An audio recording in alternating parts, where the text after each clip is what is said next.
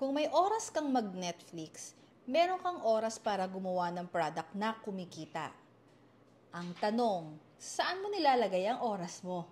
Most moms say wala daw silang time. Pero ang totoo, meron. Alam ko kasi nanay din ako, 4 ang anak ko, at may mga gawaing bahay din ako.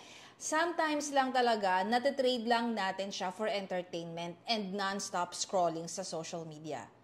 But if we will be intentional at i-audit natin yung oras natin, isang oras lang sa isang araw na mag-design ka, sa isang buwan, that's 30 hours invested in your side hustle. Hindi mo kailangang iwanan ng work mo o ang pagiging nanay mo. Just 1 hour intentional daily. It will start your momentum. Pero para yung 1 hour mo, guided talaga at sulit na sulit, kumbaga walang tapon, kailangan mo ng guide. And that's exactly the reason why I created the DIY Premium. Step by step, ready to sell digital products for busy moms like you.